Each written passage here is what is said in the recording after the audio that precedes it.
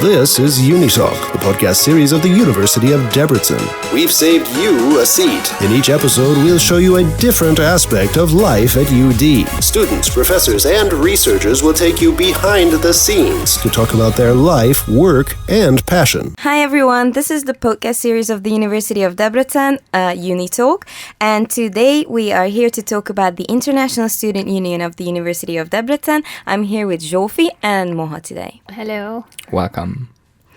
Could you please tell us a bit about yourself so we get to know you?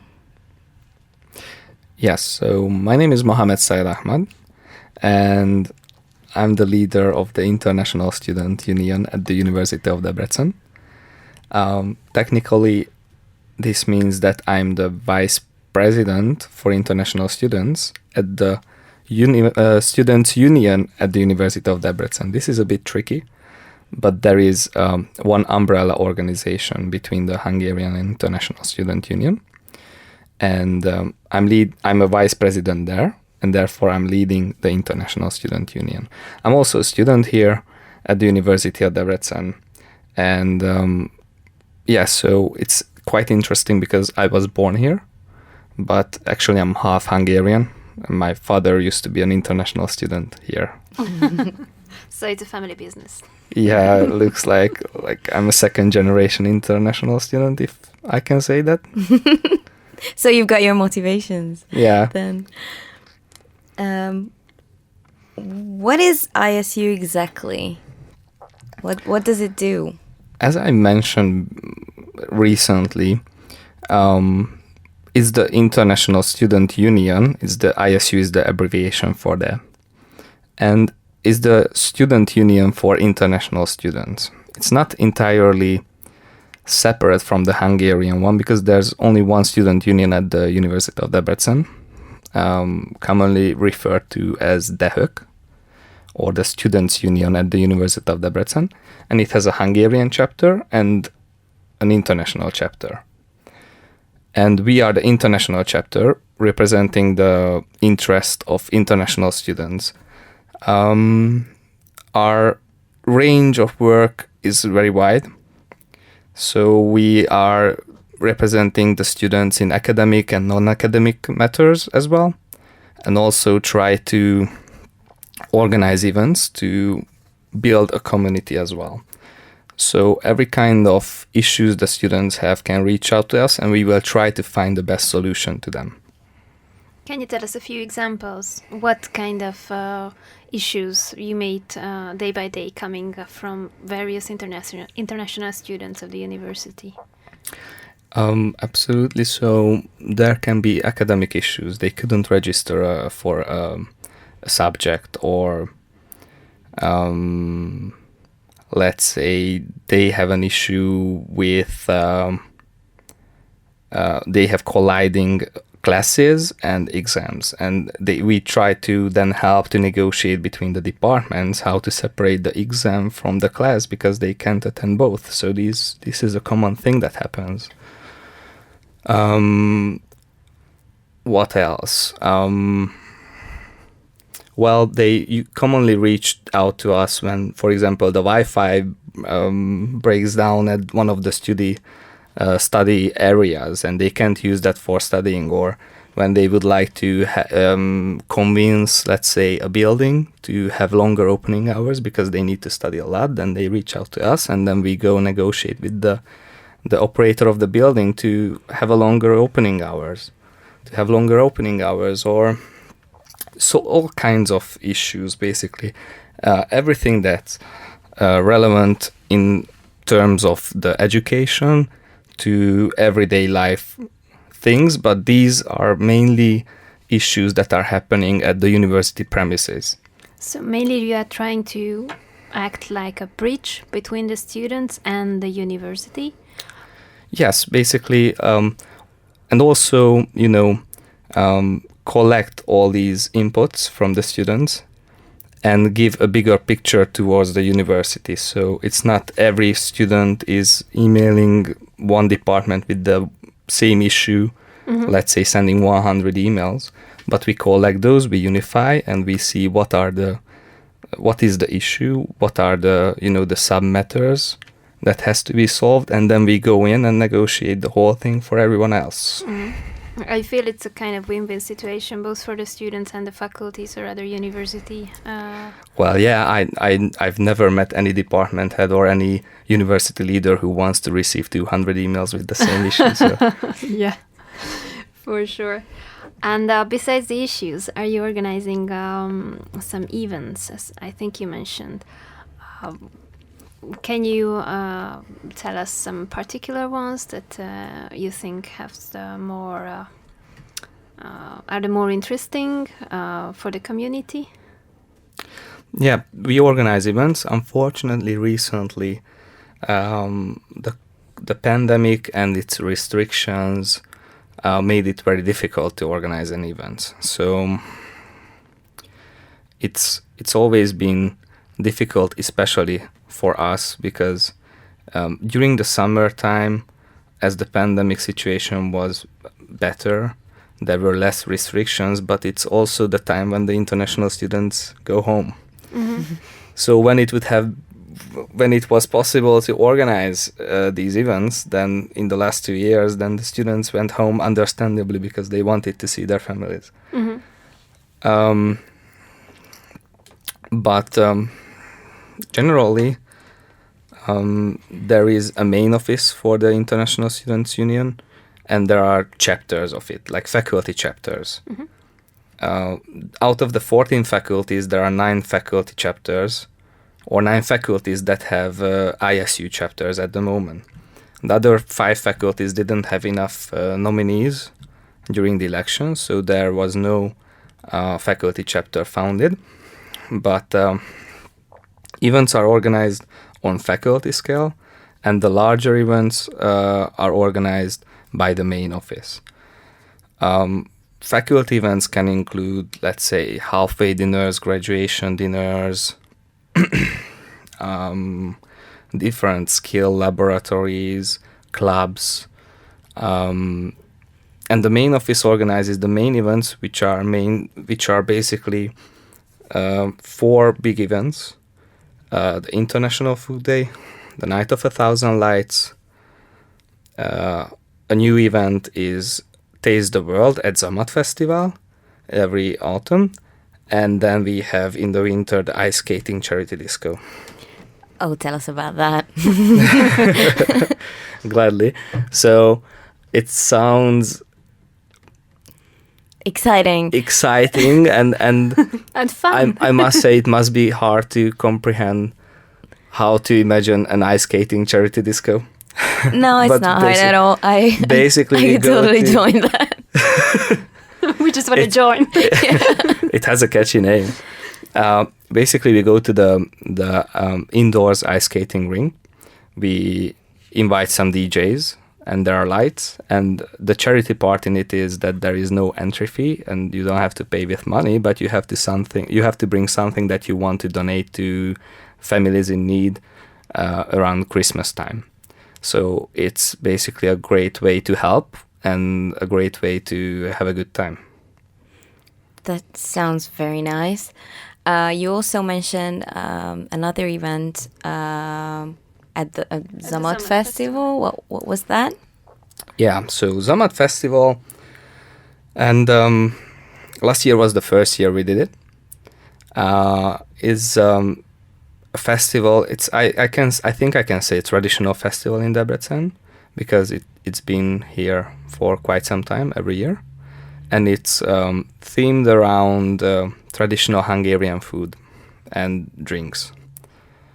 And we got an invitation to participate in it with the international students, to bring international food to the festival, and we called this event Taste the World, where basically the students formed teams, and they all cooked their national cuisine, and they sold that food for a good cause. So all the money that came in was for charity as well.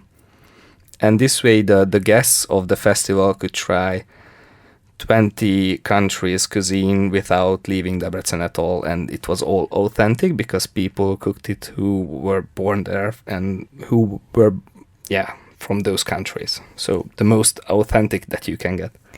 I think that sounds great because there's always a bit of a gap between the Hungarian students or the locals and the international students because of obviously there's a language barrier sometimes. But it's great to see an initiative where the goal is to like get them closer to each other, so locals can get to know different countries and different cultures, and the internationals get to meet locals and make friends with them.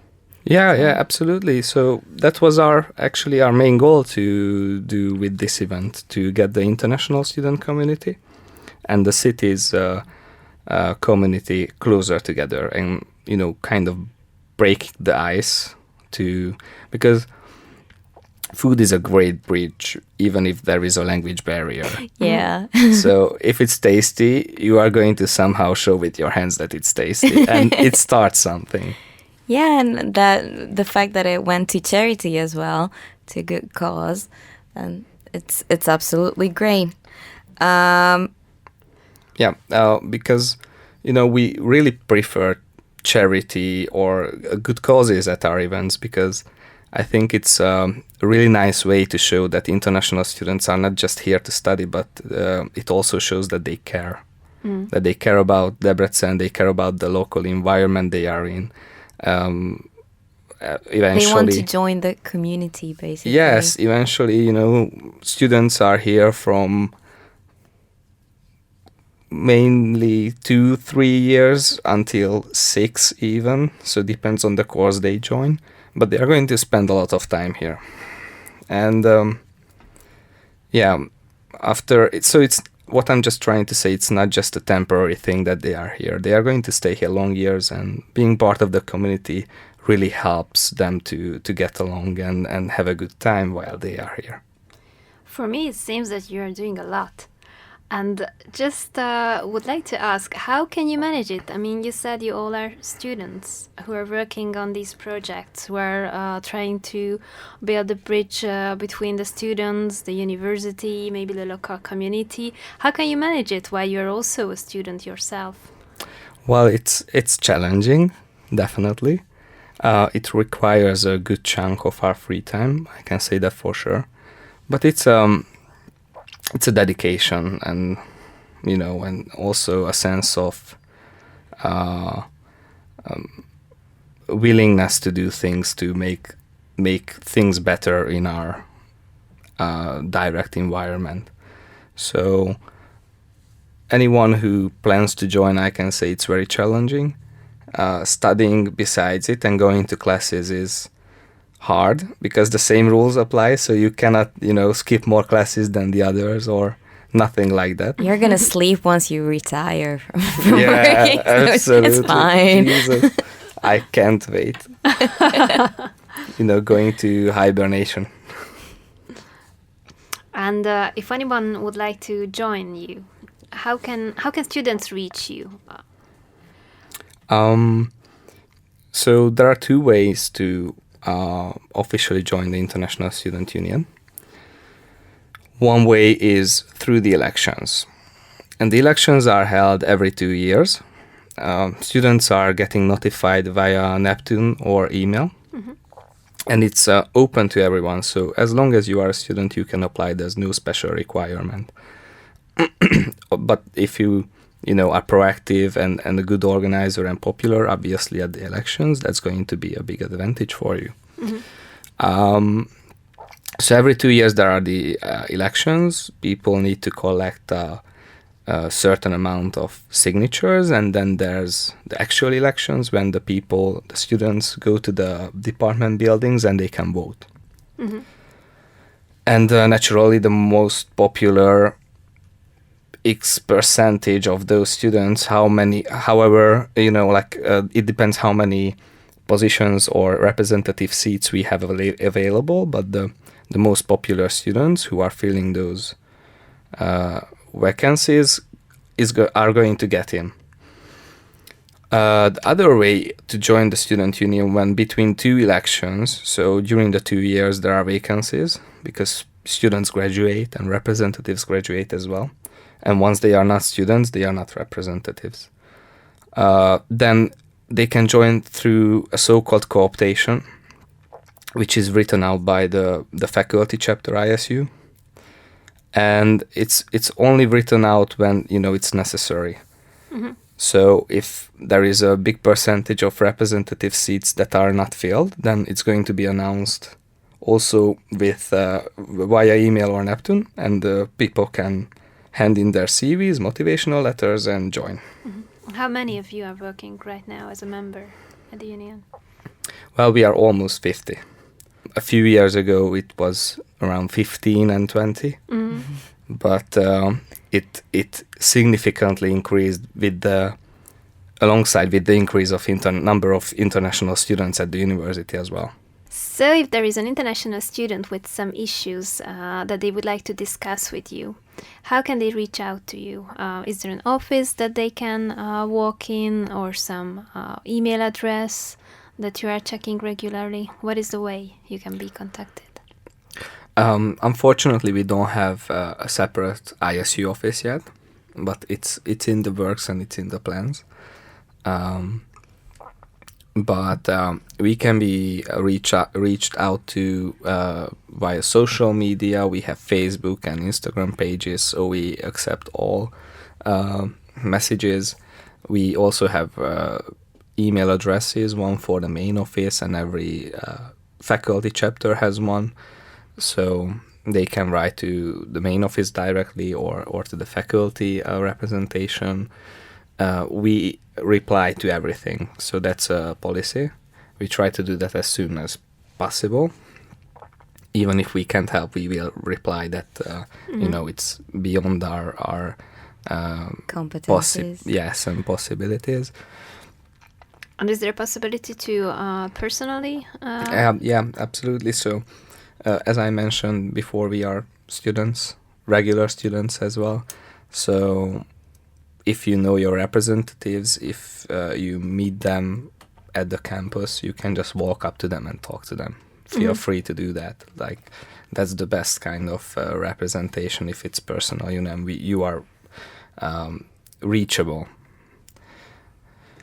Yeah, so feel free, even after classes, before classes, not during classes. But preferably not when you're like on a jog in the morning. During exams. Or during you're writing an exam, yeah. Maybe I'm too motivated, but I would stop and still listen to the students. Oh God, even that's devotion to the cause. Before an exam, perhaps I would ask the student that, can we please do it after my exam if it's not super urgent. But jogging, I would stop for sure. You mentioned quite a lot of projects that you are doing, like organizing various events, community arrangements, and so on. I'm wondering if you have anything that you are especially proud of. Do you have maybe a favorite issue that you solved, or a very best event that you like the most? Well, to stay confidential, I wouldn't talk about student issues because we like to keep them, private. But there have been some really challenging ones, for sure. Between the events, I would say my favorite event is the International Food Day. It's everybody's favorite. Yeah, and I think it's finally it has finally received the perfect location for it. So it used to be between the dorms quite a few years back, but we decided to move it in front of the main building where the sunset is really good. The building is amazing. There's also, the whole park and the fountain. And it just has such a good vibe to it. It's like a small scale festival. And also people who are just walking by, they can see it. Oh, there's something happening on campus. Like some more locals are even there from their cars. Yeah. Oh, really? Yeah, because the roads are really nearby and the park is just at the roundabout. So everybody who's driving through is seeing that, okay, the international students can have fun. Yeah. Actually, the first time I went to the food day, the International Food Day, I wasn't working at the university, and I just walked by, and I was like, oh, we should come back. There's something happening here. Like, let's check out. And so yeah, and I was like, does this happen often? Like, do you guys have all kinds of events and stuff? It was so cool. And So when is this event usually taking place? When there is the event is usually in the beginning of spring. So, well, not really the beginning, mid-spring, I would say. So traditionally, it's at the end of April, beginning of May, because that's the most suitable time for most of the students, because there's no exam period yet, but they are not on practice. The weather's nice. The weather is amazing. And also, recently we had to face the dilemma that, in our calendar, Ramadan is a moving holiday. So we had to modify the days to always stay outside Ramadan, because we would like everybody to be able to come and eat. So yeah, Not just after sunset. there's a lot of aspects to organize Yeah. an international food day. international events need to be considered. Yeah. And besides tasting all food they can, do you have any special advice that you give to students who are planning to join the University of Debrecen? Like everyday advice Yeah, make- that too. to make their own life easier. Yeah, you mean? because coming to Hungary, it's a big change for them, I guess. Oh, for sure. So if you could give some tips, or what to expect, or what you would think is the biggest challenge for them, based on your experience with international students. So during the 5 years I've been a representative for students, I've met a lot of different issues and problems they have faced, and I have quite a few tips or advice for them. Go One ahead. I would like to definitely address is that international students come from different cultures, but here the professors prefer that if you dress up for the exams. So if you go to the exams, you can see that all the Hungarians are really well dressed. And You mean the oral exams? yes. And it's a big positive thing if you attend, well dressed up. It gives you a good first impression. So I would definitely recommend that. Also, being polite when you try to solve your issues with everybody is going to give you. So it's going to pay off. So instead of saying, "I want to know," just choosing the words right. "I would like to know," is going to give you a big advantage and goodwill from the other side as well. Also, it is important to know the limitations of the student union as well, because with the issues, if there are issues, academic issues mostly, we can only go and do the representation part as long as the department, the faculty, or somebody in the academic or the teacher side didn't keep the rules. But as long as they keep the rules, we can do much. So, and the rules are going to apply to everybody. So, the rule, for example, that you have 3 exam chances, we can't organize a 4th one for anyone, not even for ourselves. That's not how it works. So, just well, no, actually, it's good, because being equal and part of the community is the good way. But I'm just saying that please read the rules carefully and read your messages very carefully. So Neptune messages and emails, check everything, because a lot of the times students forget to check them, and then they miss a deadline, and then there is the issue that they missed the deadline, but it was sent out, and now what do we do? Yeah.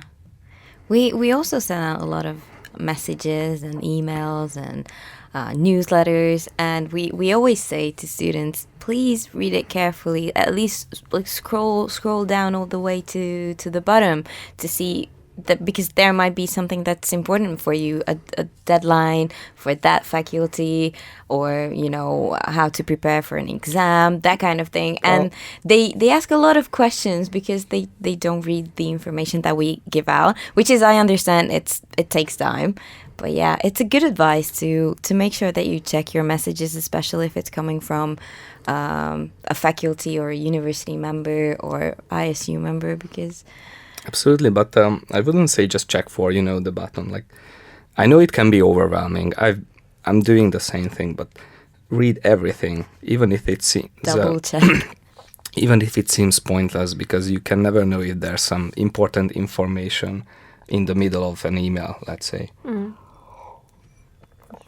And also check the websites regularly, because there's always changes and updates, and all the information can basically be found on either the international website of the university, the edu.unidep.hu one, and then the faculty websites as well. So basically, if you have a question, most of the time you can find it online.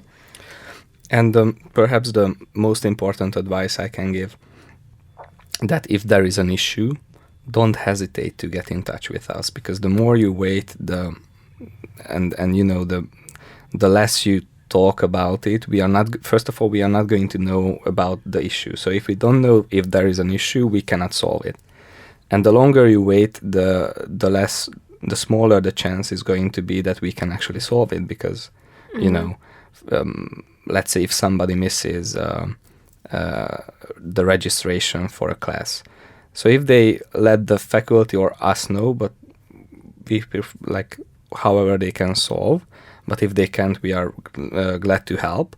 Then if they tell us or tell the faculty or the educational office immediately, then there's a higher chance to find a solution to that.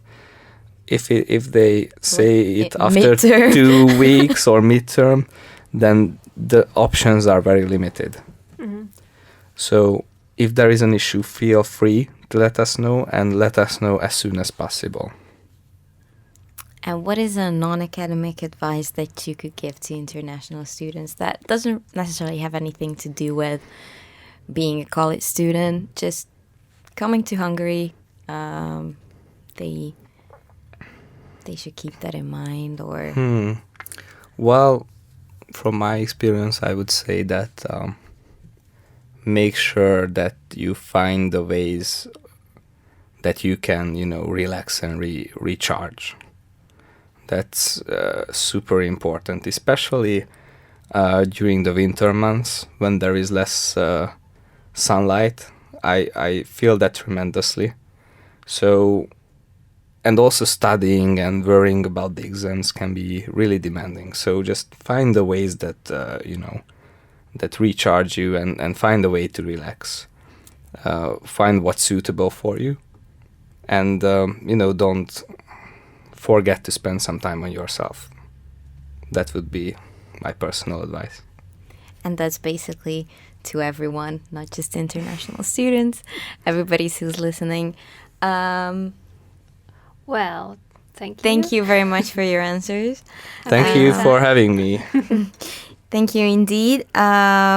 In case you would like to check out our website, it's edu.unidep.hu. You can follow us on Instagram, Facebook, and even on TikTok.